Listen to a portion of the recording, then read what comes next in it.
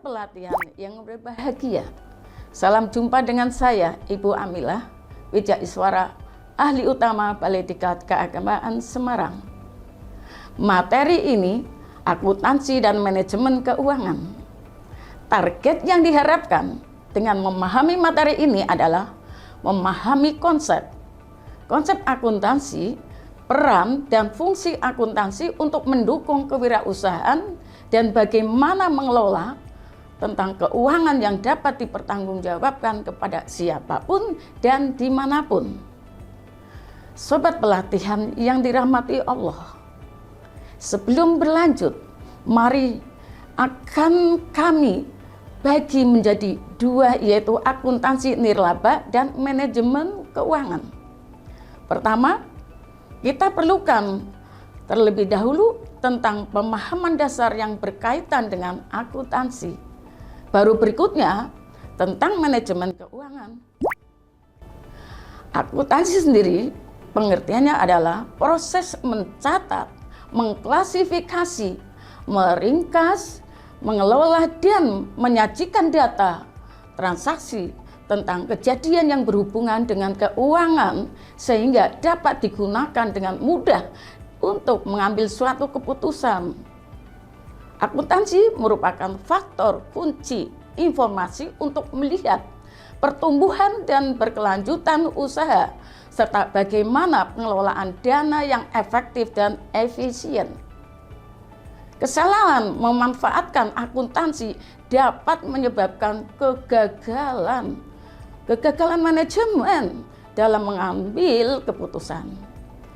Sobat pelatihan yang dirahmati Allah, berikut sangat menentukan dalam mempengaruhi angka nominal dalam akuntansi, yaitu kebijakan akuntansi. Pengertian kebijakan akuntansi adalah prinsip, dasar, konvensi, peraturan, dan praktek tertentu untuk diterapkan entitas dalam penyusunan penyajian laporan keuangan. Akuntansi juga mempengaruhi pengakuan, pengukuran, dan penyajian atas aset,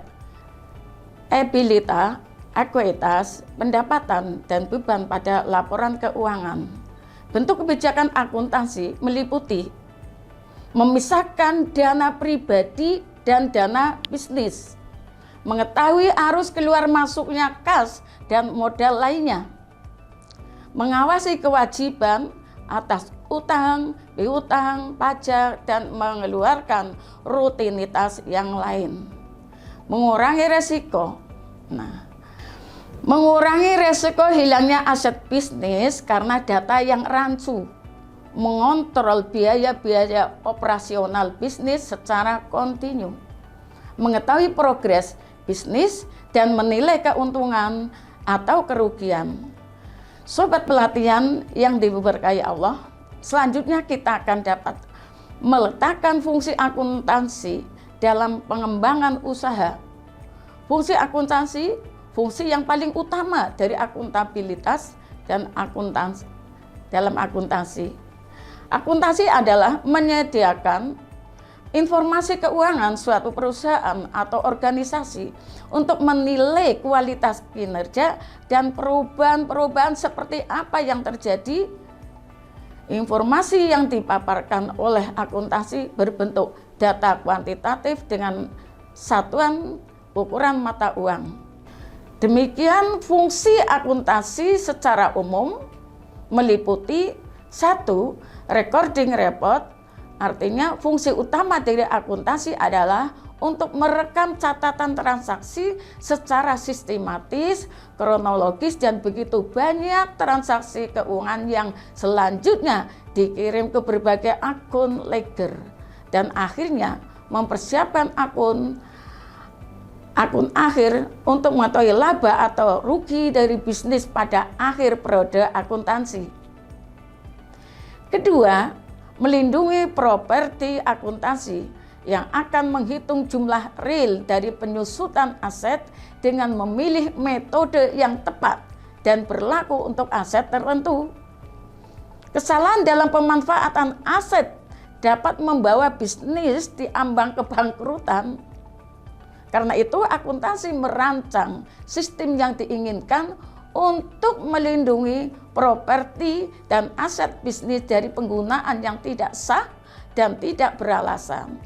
Ketiga, komunikasi hasil akuntansi selalu mengkomunikasikan hasil dan transaksi dicatat ke berbagai pihak yang berkepentingan, misalnya investor, kreditor, karyawan, kantor, pemerintahan, peneliti, dan lain-lain.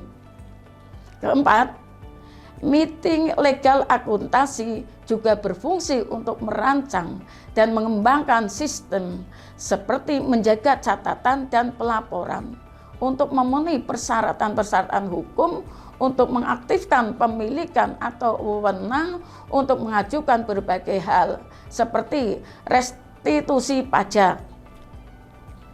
Kemudian yang kelima, klasifikasi fungsi akuntansi sebagai klasifikasi berkaitan dengan analisis sistematis dan data yang tercatat dengan maksud untuk mencatat transaksi dalam kelompok yang tepat. Kemudian pekerjaan klasifikasi dilakukan dalam buku yang disebut ledger. Terus yang keenam, laporan keuangan akuntansi menyajikan data rahasia dengan cara dapat dimengerti dan berguna untuk internal maupun eksternal pengguna akhir dari laporan akuntansi. Dan proses ini mengarah pada penyusunan laporan keuangan berupa neraca saldo, laporan laba rugi, dan laporan arus kas. Yang ketujuh, menganalisis dan menafsirkan pamungkas. Fungsi terakhir akuntansi, data keuangan yang direkam, dianalisis dan diinterpretasikan dengan cara tertentu. Pengguna dapat membuat penilaian yang berarti tentang kondisi keuangan dan profitabilitas operasi bisnis, dan data juga digunakan untuk mempersiapkan rencana masa depan bisnis lagi. Catatan akuntansi minimal yang perlu adalah catatan tentang harta aset, utang, modal, penjualan, dan utang piutang. Berikut contoh buku kas yang dapat dimanfaatkan untuk semua jenis usaha. Sobat pelatihan yang berbahagia, dokumen akuntansi dalam akuntansi sangat penting dan banyak lembaga harus berurusan dengan pihak berwajib hanya gara-gara masalah dokumen, sehingga diatur secara khusus melalui Undang-Undang KUP nomor 28 tahun 2008 ayat 11, buku catatan dan dokumen yang menjadi dasar pembukuan atau pencatatan dan dokumen lain termasuk hasil pengolahan data dari pembukuan yang dikelola secara elektronik dan secara program aplikasi online wajib disimpan selama 10 tahun di Indonesia, yaitu di tempat kegiatan atau tempat tinggal wajib pajak orang pribadi atau di tempat kedudukan wajib pajak yang berbadan hukum. Sobat pelatihan yang dirahmati Allah, sebagai tambahan untuk pemahaman akuntansi nirlaba, berikut kita sampaikan secara ringkas akuntansi organisasi nirlaba, yaitu dari pernyataan standar akuntansi keuangan nomor 45 dari Ikatan Akuntan Indonesia yang menjelaskan karakteristik organisasi nirlaba berbeda dengan organisasi bisnis. Perbedaan utama yang mendasar terletak pada organisasi memperoleh sumber daya yang dibutuhkan untuk melakukan berbagai aktivitas yang dioperasikannya.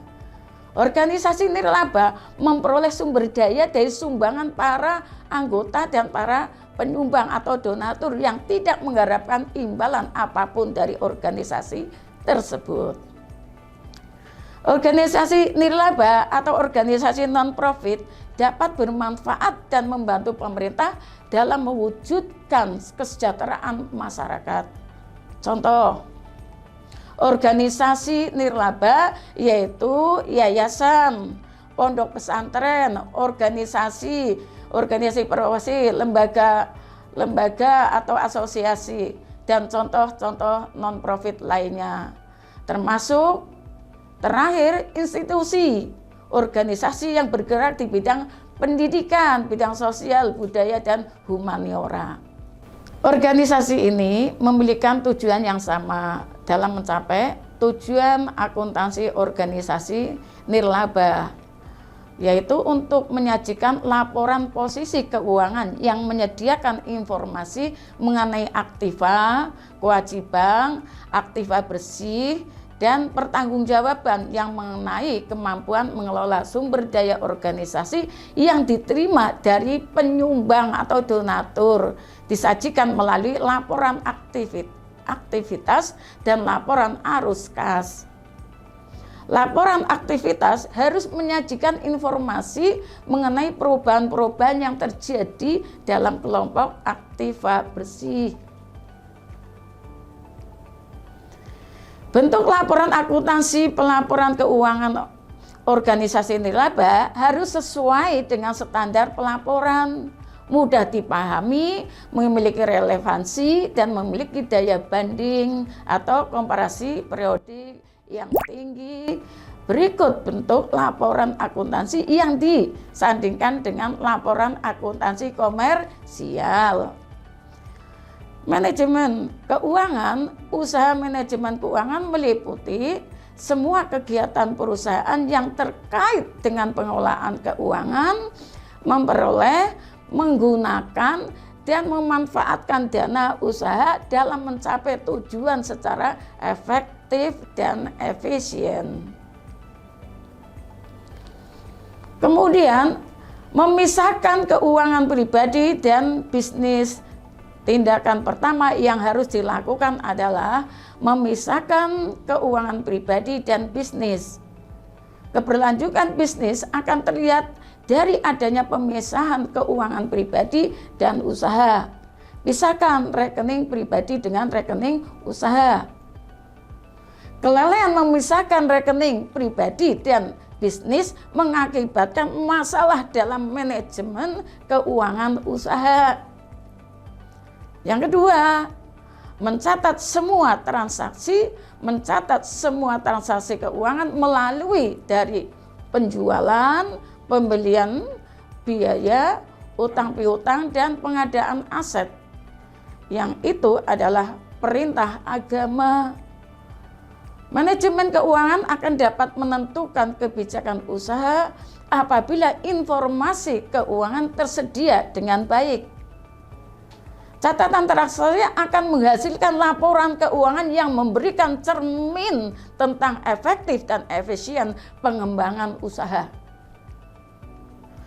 Kembangkan rencana keuangan, perencanaan keuangan, terutama menyusun anggaran dan dapat menjaga agar pengeluaran tidak melampaui batas dan meningkatkan kinerja bisnis secara keseluruhan. Kemudian yang keempat, memanfaatkan software akuntansi. Software akuntansi mampu memudahkan penghitungan dan pencatatan pemasukan serta pengeluaran dari usaha yang secara efektif dan efisien dalam mengelola keuangan usaha. Software akuntansi akan membantu mencatat setiap transaksi dan menyusun laporan keuangan. Dan software akuntansi juga berguna untuk memantau aliran dana yang dikeluarkan dan masukkan uang pada usaha. Memanfaatkan software akuntansi dapat mempermudah, memperlancar, serta memaksimalkan pengelolaan kinerja bisnis. Yang kelima, evaluasi kinerja bisnis. Evaluasi kinerja bisnis bagi keberlangsungan usaha dalam manajemen keuangan, usaha perlu dilakukan secara reguler yang akan berdampak pada kemudahan dalam mengembangkan strategi untuk meningkatkan kinerja perusahaan. Yang keenam, menghitung pajak dengan benar. Komponen terpenting dalam manajemen keuangan yaitu perpajakan. menghitung pajak secara benar dan tepat waktu akan memberikan aura perusahaan di mata publik. Sedangkan kelalaian dalam perpajakan berpotensi untuk dihukum serta dikenakan denda oleh pemerintah. Oleh karenanya, sangat disarankan mempelajari cara menghitung pajak dengan benar atau menyewa konsultan pajak. Poin yang ketujuh, memanfaatkan dana dengan baik, efisien. Penggunaan dana menjadi salah satu faktor kunci dalam manajemen keuangan. Dengan pengeluaran yang pintar dalam pengelolaan keuangan dapat meningkatkan profitabilitas bisnis, meminimalkan potensi kerugian yang tak terduga. Dan poin ke-8, mempertahankan dana darurat cadangan, membantu pengelolaan keuangan UMKM dengan tingkat kepentingan yang besar.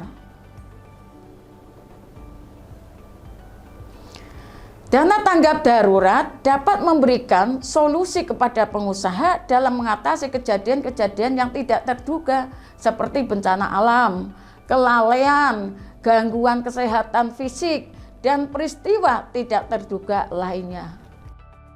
Poin yang 9, siapkan laporan keuangan secara teratur, termasuk mengelola finansial pada bisnis secara teratur perlu dilakukan. Akhir kata, al-hayatu bitadbir nisful ma'isah, hidup dengan teratur adalah setengah dari kesuksesan. Hasibu qabla an tuhasabu, koreksilah pekerjaanmu sebelum dirimu dikoreksi. Terima kasih, selamat berbahagia, menikmati hidup dengan selalu mempertahankan keutuhan sebagai bangsa yang maju. Terima kasih. Wassalamualaikum warahmatullahi wabarakatuh.